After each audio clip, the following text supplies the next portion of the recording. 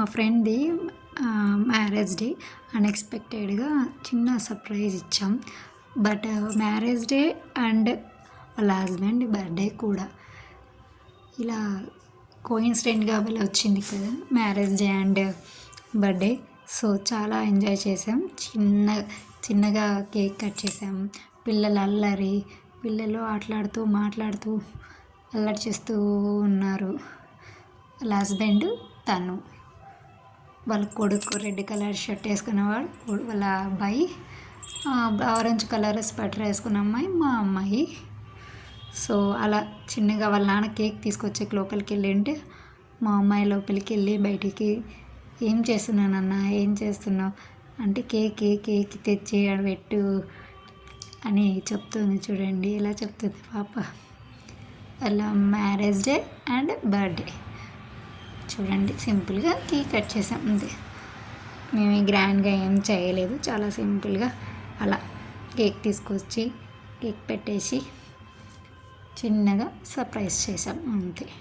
పిల్లలు చూడండి, మేము ఇటుపక్క మా పనిలో మేముంటే అటుపక్క మంచంలో పరుపులో వేసి అట్లాడుకుంటూ ఉన్నారు.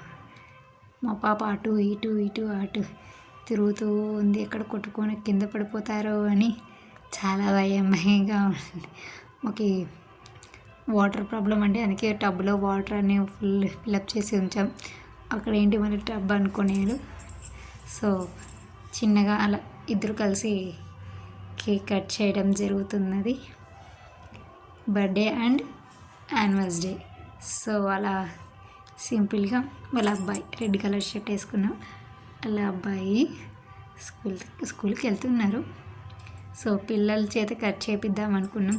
పిల్లలు నేను అందరూ గొడవ పడుతునేసరికి సైలెంట్ అయిపోయారు. చెప్పారు, హ్యాపీ విషెస్ చెప్పారు, happy birthday and happy anniversary పప్పా అనేసి చెప్పేశారు. అలా సింపుల్గా కేక్ కటింగ్ జరగడం జరిగింది. కేక్ కట్ చేయడం ఆలస్యం, నాకు కేక్ అనడమే జరుగుతుంది. పిల్లలు మా పాప చూడండి పిల్లలు కట్ చేస్తున్నారు ఏంటి అనేసి చూడడానికి వెళ్ళింది. నాకు ఇస్తాను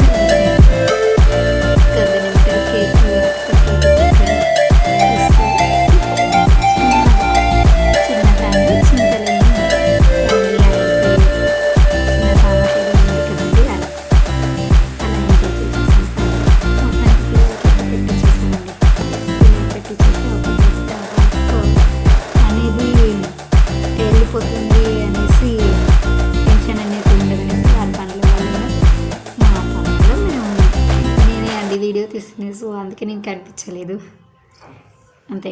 పిల్లలకి పెట్టించేస్తే పెద్ద వర్క్ టెన్షన్ అలా ఏముండదనేసి వాళ్ళకి పెట్టించేస్తామండి. ఓకేనా.